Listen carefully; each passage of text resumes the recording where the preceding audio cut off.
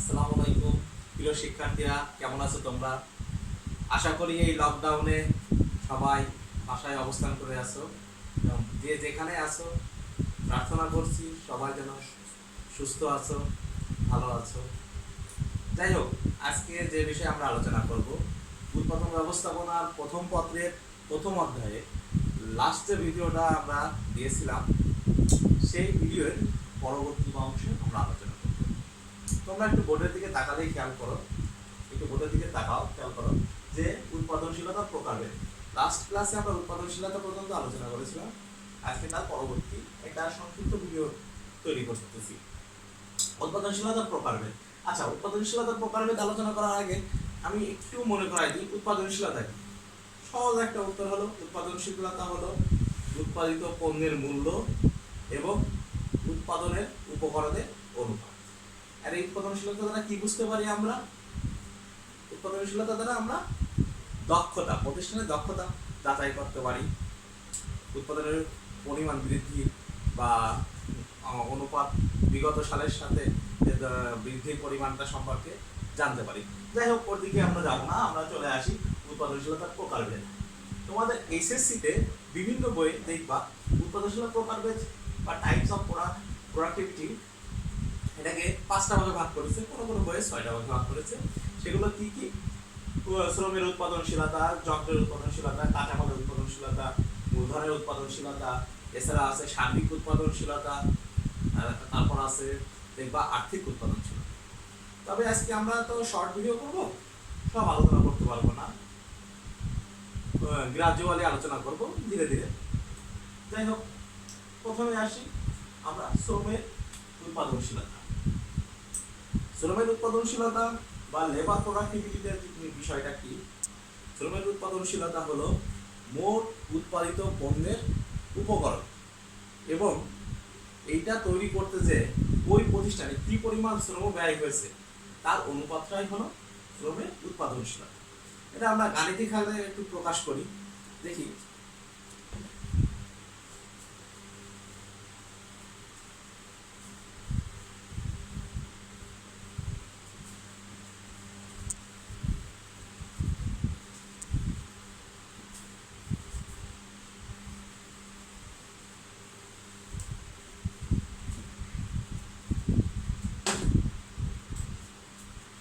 শ্রমের উৎপাদনশীলতা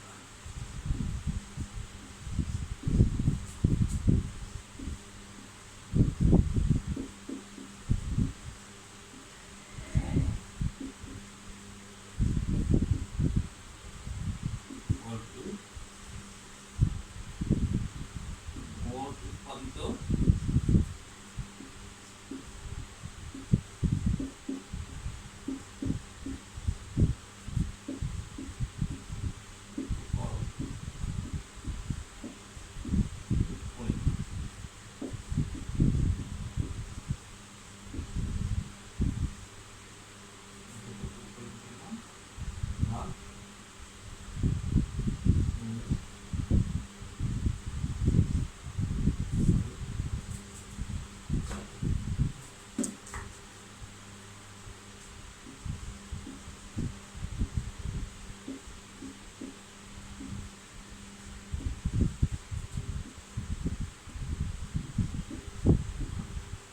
আচ্ছা, ওটা থেকে দেখি শ্রমের উৎপাদনশীলতা এর সূত্রটা কি পাচ্ছি? মোট উৎপাদিত উপকরণের পরিমাণ তাকে ভাগ করতেছি মোট শ্রম ঘন্টা, অর্থাৎ মোট উৎপাদিত উপকরণ কি পরিমাণ উৎপাদিত উপকরণ হয়েছে তার সাথে ওই পরিমাণ উৎপাদন করতে গিয়ে যে পরিমাণ শ্রম ঘন্টা ব্যয় হয়েছে তার অনুপাত। ধরি একটি প্রতিষ্ঠান 20,000 একক পণ্য উৎপাদন করে। আমরা এখানে একটু লিখে নিই, 20,000 একক, 20,000 একক পণ্য উৎপাদন করে।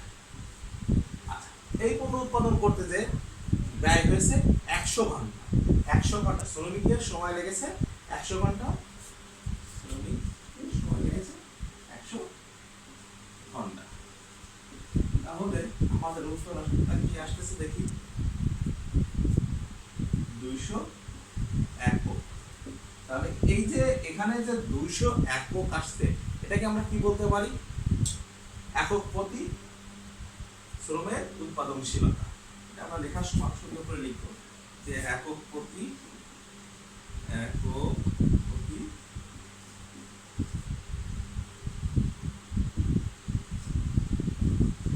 শ্রমের উৎপাদনশীলতা।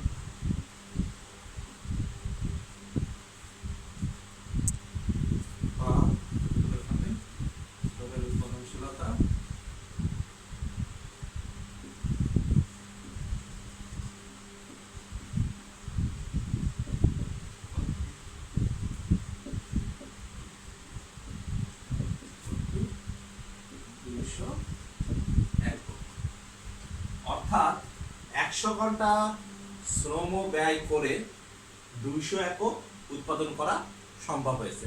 একটা নির্দিষ্ট সময়ে একটা প্রতিষ্ঠান 100 ঘন্টা শ্রম ব্যয় করেছে, তার থেকে সে উৎপাদন করেছে ঘন্টা প্রতি উৎপাদন 200 একক। এখানে আমরা ব্র্যাকেটে লিখে দিই ঘন্টা প্রতি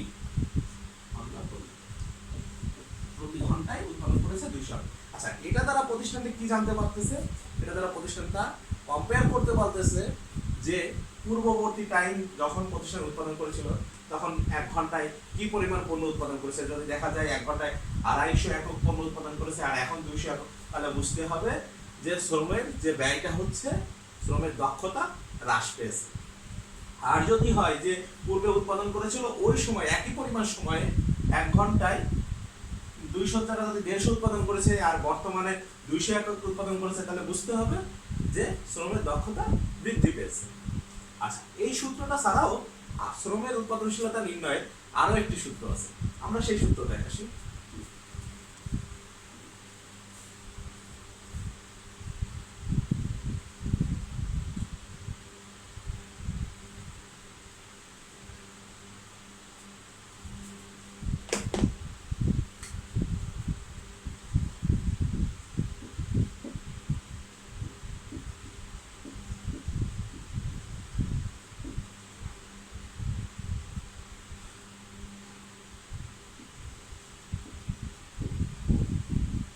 শ্রমের উৎপাদনশীলতার দুইটা সূত্র।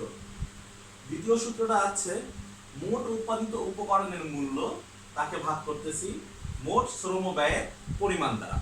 অর্থাৎ একটা প্রতিষ্ঠান একটা নির্দিষ্ট সময়ে কি পরিমাণ পণ্য উৎপাদন করেছে তার আর্থিক মূল্যটা এবং তার সাথে কি পরিমাণ ওই সময়ে কি পরিমাণ শ্রম ব্যয় হয়েছে, অর্থাৎ শ্রমিকদের পিছনে বা কর্মচারীদের পিছনে কি পরিমাণ অর্থ ব্যয় হয়েছে তার অনুপাত। ধরি ওই প্রতিষ্ঠানটা নির্দিষ্ট একটা সময়ে 30,000 টাকা পণ্য উৎপাদন করেছে, 30,000 টাকার পণ্য উৎপাদন করেছে। আর এই পণ্য উৎপাদন করতে যে শ্রমিক কর্মচারীর পিছনে খরচ গেছে 15,000 টাকা, 15,000 টাকা। তাহলে আমরা পাচ্ছি কত? 2 টাকা।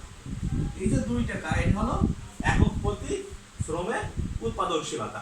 অর্থাৎ একটা পণ্য উৎপাদন করতে যে শ্রম ব্যয় হয়েছে 2 টাকা।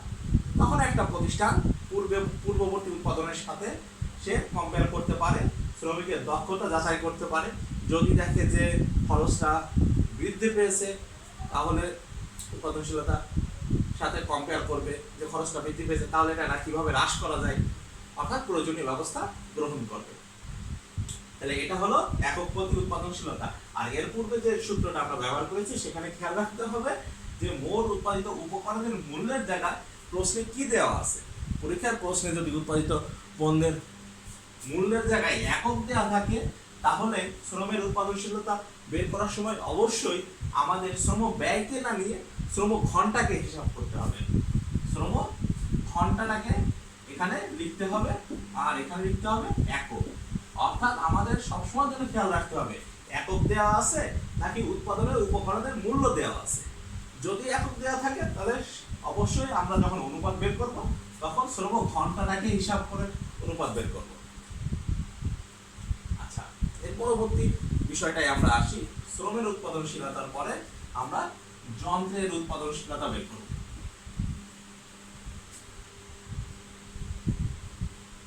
যন্ত্রের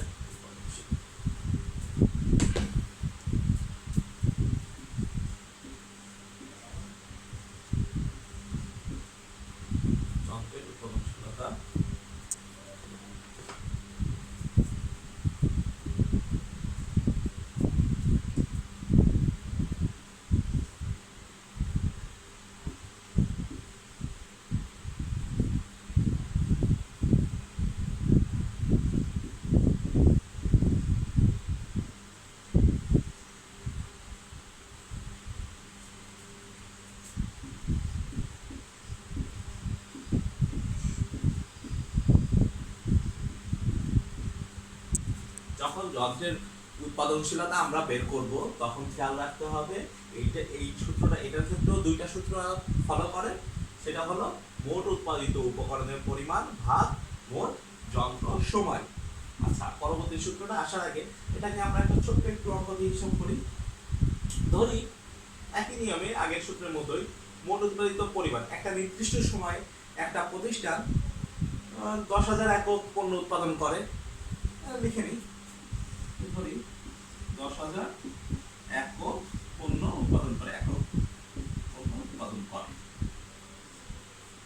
আচ্ছা, আর এই 10,000 একক পণ্য উৎপাদন করতে যে ওই প্রতিষ্ঠানটি তার যন্ত্রপাতির সময় লাগে 100 ঘন্টা।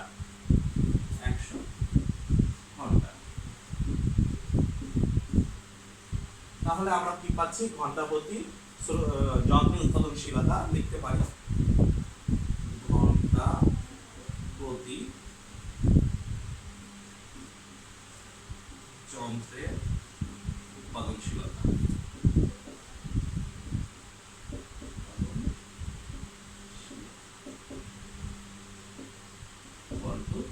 কত আসে এখানে?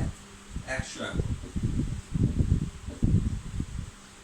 তাহলে আমরা পাচ্ছি কি 100 একক পণ্য উৎপাদন হচ্ছে, অর্থাৎ 1 ঘন্টায় ওই প্রতিষ্ঠানটি ওই সময়ে 100 একক পণ্য উৎপাদন করতে সক্ষম। আর এটা আরেকটি সূত্র আছে, যন্ত্রের উৎপাদনশীলতা শ্রমের উৎপাদনশীলতা একই ধরনের সূত্র, একটু খেয়াল রাখতে হবে শুধু যে প্রতিষ্ঠানটা যে প্রশ্নটা দেয়া থাকবে সেখানে উপকরণের পরিমাণটা এককে দেয়া আছে না মূল্যে দেয়া আছে।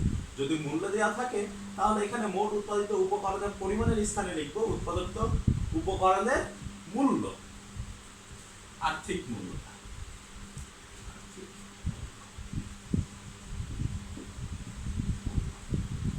এরপর লিখবো মোট যন্ত্র সময়, এই যন্ত্র সময় জায়গা লিখবো যন্ত্র বাবদ ব্যয়ের মূল্য।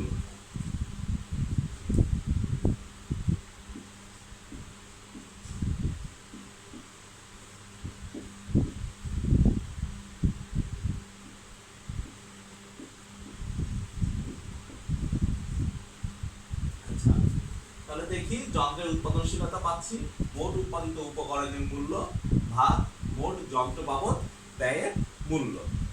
ধরি কোনো একটা প্রতিষ্ঠান একটা নির্দিষ্ট সময়ে 2 লাখ টাকার পণ্য উৎপাদন করে। আমরা লিখে নিই যে 2 লক্ষ টাকার পণ্য উৎপাদন করেছে। আচ্ছা, তার জন্য যন্ত্র বাবদ ব্যয় করেছে ওই নির্দিষ্ট সময়ে, সময়টার পরিমাণ একই নির্দিষ্ট সময়ে 50,000 টাকা যন্ত্র ব্যয় হয়েছে, 50,000 টাকা। তাহলে এখানে আমাদের আসতেছে কি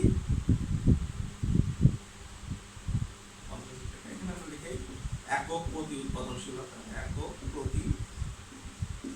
প্রতি কিসের উৎপাদনশীলতা? যন্ত্রের উৎপাদনশীলতা, যন্ত্রের উৎপাদনশীলতা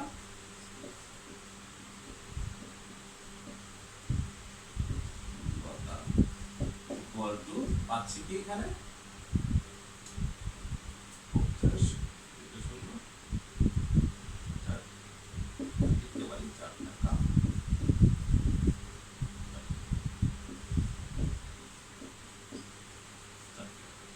তাহলে একক প্রতি যন্ত্রের উৎপাদনশীলতা কয় টাকা আসতেছে? এখানে 4 টাকা আসতেছে। তাহলে দেখো সূত্রগুলো কিন্তু খুবই সহজ, তোমাদের এমসিকিউ তো আসতে পারে। আর আমরা বিগত সালের প্রশ্নগুলো অ্যানালাইসিস করলে আমরা অবশ্যই দেখতে পাবো যে যন্ত্রের উৎপাদনশীলতা শ্রমের উৎপাদনশীলতা এটা তোমাদের পরীক্ষার প্রশ্ন দিছে, সৃজনশীল কোশ্চেনও আসছে, বিশেষ করে ঘ নাম্বার কোশ্চেনের জন্য, অথবা এমসিকিউতেও তো তোমাদের সূত্র তুলে দিছে। তাই একটু খেয়াল রাখতে হবে যন্ত্রের উৎপাদনশীলতা যখন বের করতে বলবে প্রশ্নে উদ্দীপকে কি দেওয়া আছে। উদ্দীপকে যদি উৎপাদিত পণ্যের উপকরণের মূল্য দেওয়া থাকে তাহলে আমরা যন্ত্রটা বাবদ ব্যয়ের মূল্যটা আমরা দেখে নেব। তখন সে উৎপাদিত পণ্যের উপকরণের মূল্যকে যন্ত্র বাবদ ব্যয় দ্বারা ভাগ করো। আর এখন অনেকে প্রশ্ন করতে পারে স্যার যদি দুইটাই দেওয়া থাকে সেক্ষেত্রে আমরা দুইটাই বের করে দিব। যদি উপকরণের মূল্য দেওয়া আছে এককের পরিমাণও দেওয়া আছে সেক্ষেত্রে দুটাই বের করে দিব। আচ্ছা, আমরা নেক্সটে আসি যন্ত্রের উৎপাদনশীলতা।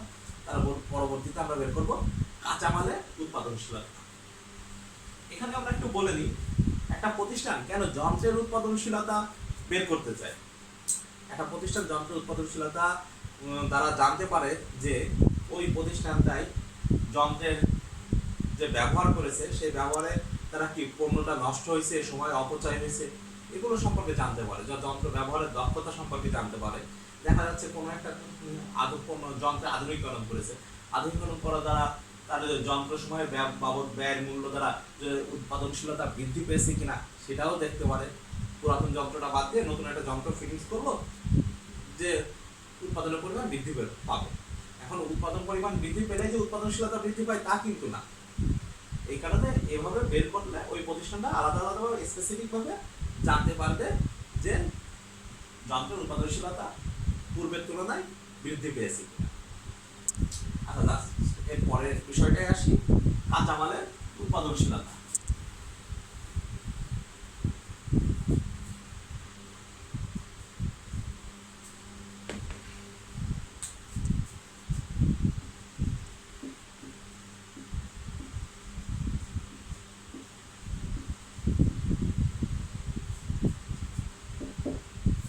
কাঁচামালের উৎপাদনশীলতা ইকুয়াল টু, উপরের সূত্রটা একই থাকে সাধারণভাবে, উৎপাদিত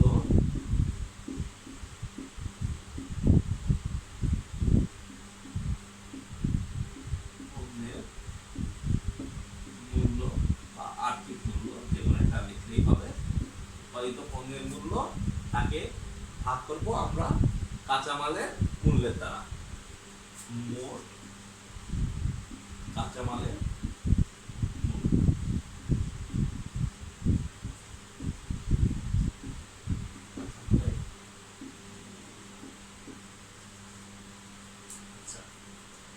দেখো, কাঁচামালের উৎপাদনশীলতা সম্পর্কে আমরা কি পাচ্ছি? কাঁচামালের উৎপাদনশীলতা ইকুয়াল টু উৎপাদিত পণ্যের মূল্য তাকে ভাগ করতেছি মোট কাঁচামালের মূল্য দ্বারা। ধরি একটা প্রতিষ্ঠান 4 লাখ টাকার পণ্য উৎপাদন করে, 4 লাখ টাকার পণ্য উৎপাদন করে। আচ্ছা, কোন একটা নির্দিষ্ট সময়ে একটা প্রতিষ্ঠান 4 লাখ টাকার পণ্য উৎপাদন করে, আর এই পণ্য উৎপাদন করতে যে পরিমাণ র ম্যাটেরিয়ালস ব্যবহার করেছে, ধরি আমরা 1 লাখ টাকা র ম্যাটেরিয়ালস ব্যবহার করেছে। আমরা এখানে লিখে নিই 1 লাখ টাকা র ম্যাটেরিয়ালস ব্যবহার করেছে। তাহলে আমরা পাচ্ছি কি, একক প্রতি উৎপাদন কাঁচামালের উৎপাদনশীলতা ইকুয়াল টু 4 টাকা। কাঁচামালের উৎপাদনশীলতা পেয়ে একটাই সূত্র, কাঁচামালের উৎপাদনশীলতার ক্ষেত্রে কি মনে রাখতে হবে, একটাই সূত্র। শুধুমাত্র দুটো সূত্র আমরা পাচ্ছি কি, শ্রমের উৎপাদনশীলতার ক্ষেত্রে আর যন্ত্রের উৎপাদনশীলতার ক্ষেত্রে। কাঁচামালের উৎপাদনশীলতা ইকুয়াল টু উৎপাদিত পণ্যের মূল্য ভাগ মোট কাঁচামালের মূল্য।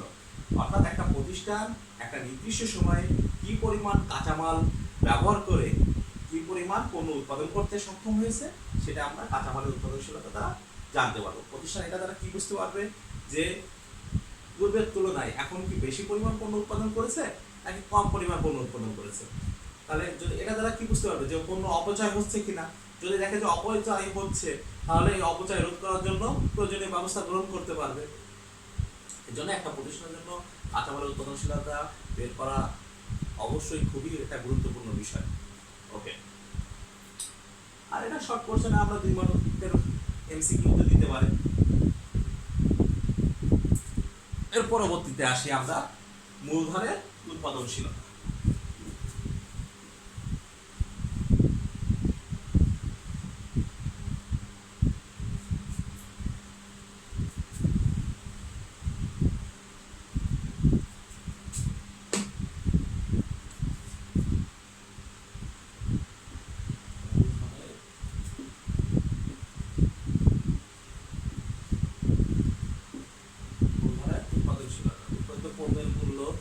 অনেক ক্ষেত্রে দেখা যাচ্ছে উৎপাদনের মূল্য বা মোট আয়।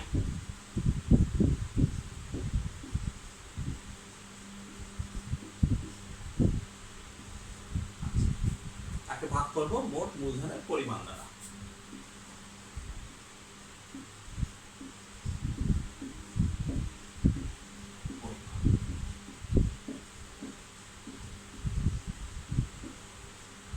তাহলে মূলধনের উৎপাদনশীলতা আমরা কিভাবে বের করব? মোট উৎপাদনের মূল্য অথবা কোনো কোনো বইয়ে তোমরা দেখতে পাবা মোট আয় দেওয়া আছে। যদি মোট আয় দেওয়া থাকে বা তোমরা পরীক্ষার কোশ্চেনে যদি মোট আয় পাও, সেক্ষেত্রে সূত্রটা লেখার সময় তোমরা লিখবা মোট আয় বাই মোট মূলধনের পরিমাণ। অর্থাৎ একটা প্রতিষ্ঠান কি পরিমাণ মূলধন বিনিয়োগ করে কি পরিমাণ পণ্য উৎপাদন করলো অথবা কি পরিমাণ আয় করলো, তার অনুপাতটাই হলো মূলধনের উৎপাদনশীলতা। ধরি কোনো একটা প্রতিষ্ঠান 4 লাখ টাকা ইনভেস্ট করেছে, আর একটা নির্দিষ্ট সময় 4 লাখ টাকা ইনভেস্ট করে ওই মাসে বা ওই সময়ে তার উৎপাদিত পণ্যের পরিমাণ 5 লক্ষ টাকা বা উৎপাদিত পণ্যের বাজার মূল্য 5 লক্ষ টাকা, কিংবা বলতে পারে প্রশ্নে যে মোট আয়ের পরিমাণ 5 লক্ষ টাকা।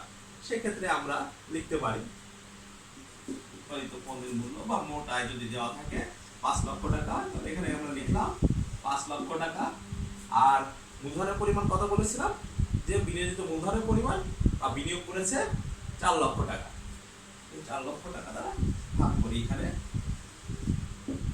ওকে, তাহলে পাচ্ছি কি? এখানে পাচ্ছি 1.25। তাহলে এখানে পাচ্ছি কি 1.25, 1.25 টাকা।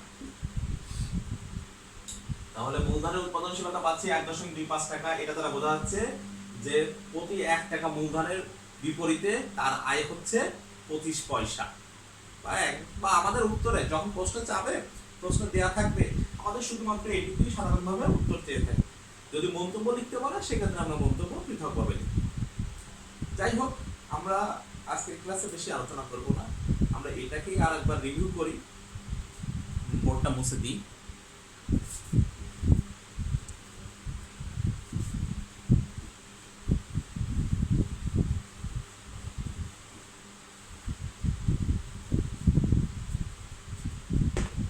আমরা যে বিষয়টা প্রথমে আলোচনা করেছিলাম সেটা হলো শ্রমের উৎপাদনশীলতা। আমি কি বলেছি? যে শ্রমের উৎপাদনশীলতার ক্ষেত্রে মনে রাখবা এটা সূত্র দুইটি। একটা হলো এককের পরিমাণ যদি দেওয়া থাকে, অর্থাৎ শ্রমের উৎপাদনশীলতা ইকুয়াল টু আমরা লিখব মোট উৎপাদনের একক ভাগ মোট শ্রম ঘন্টা। কখন লিখবো এটা?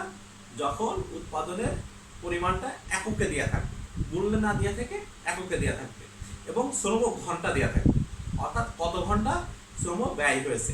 সেটা যদি না দেওয়া থাকে তাহলে আমরা এই সূত্রটা ব্যবহার করব না। সেক্ষেত্রে আমরা অপর একটি সূত্র ব্যবহার করব। অপর কোন সূত্রটা ব্যবহার করব? শ্রমের উৎপাদনশীলতা ইকুয়াল টু লিখব মোট উৎপাদনের আর্থিক মূল্য ভাগ মোট শ্রম ব্যয়ের পরিমাণ। তাহলে অবশ্যই আমরা মনে রাখবো, খুব সহজ একটা সূত্র, এটা কঠিন কিছুই না। শ্রমের উৎপাদনশীলতা ইকুয়াল টু মোট উৎপাদনের একক ভাগ মোট শ্রম ঘন্টা, অথবা মোট উৎপাদনের আর্থিক মূল্য বা মোট শ্রমের ব্যয়ের পরিমাণ। এর পরবর্তীতে আমরা কি জানলাম? শ্রমের পরে যন্ত্রের উৎপাদনশীলতা। যন্ত্রের উৎপাদনশীলতা আর শ্রমের উৎপাদনশীলতা বিষয়টা একই, শ্রমের জায়গায় যন্ত্রটা ব্যবহার করব। তাহলে যন্ত্রের উৎপাদনশীলতা ইকুয়াল টু আমরা কি বলতে পারি? মোট উৎপাদনের একক ভাগ মোট যন্ত্র ঘন্টা বা যন্ত্র সময়। দুটোই লেখা যায়, মোট উৎপাদনের একক ভাগ মোট যন্ত্র সময়। যদি সময় না দেওয়া থাকে, যন্ত্রের সময়, সবসময় শিক্ষার্থীরা তোমরা খেয়াল রাখবা, যদি যন্ত্রের সময় না দেওয়া থাকে তাহলে আমরা এই সূত্রটা ব্যবহার করব না। যন্ত্রের সময়ের ব্যয়ের পরিমাণ দেওয়া থাকলে তখন আমরা অপর সূত্রটা ব্যবহার করব। কি সূত্রটা ব্যবহার করব? সেক্ষেত্রে লিখবো যন্ত্রের উৎপাদনশীলতা ইকুয়াল টু মোট আর্থিক মূল্য ভাগ যন্ত্র বাবদ ব্যয়ের মূল্য।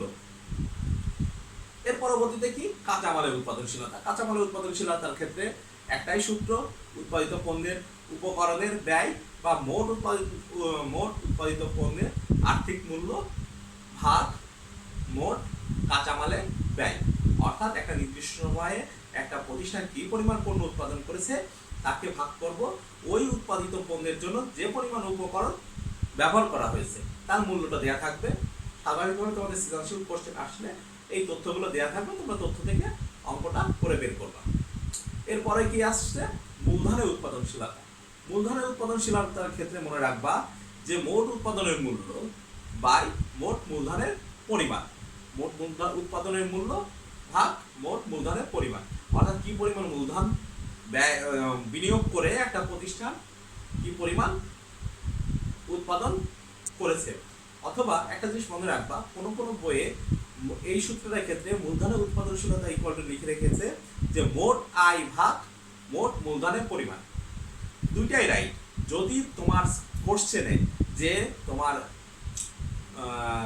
কোশ্চেনে যে তথ্যটা দেওয়া থাকবে, যদি তথ্যে দেওয়া থাকে যে প্রতিষ্ঠানটি এক্স কোম্পানি বা ওয়াই কোম্পানি একটা নির্দিষ্ট সময় বা 2020 সালে মোট আয় করেছে 20 লাখ টাকা এবং ওই কোম্পানিটি বছরের শুরুতে বিনিয়োগ করেছিল 10 লক্ষ টাকা, তাহলে আমরা মোট আয়কে 10 লক্ষ টাকা দিয়ে ভাগ করব।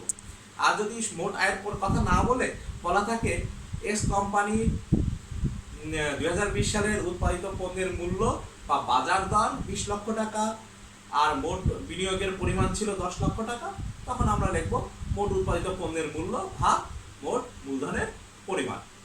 আশা করি তোমরা বুঝতে পেরেছো। এর পরবর্তী যে অংশটুকু আছে আমরা পরবর্তী ভিডিওতে আলোচনা করব। আজকে এ পর্যন্তই। তোমরা সবাই ভালো থাকো, সুস্থ থাকো, নিরাপদে থাকো, এই কামনায় তোমাদের সকলের জন্য শুভাশিস রইল। আল্লাহ হাফেজ।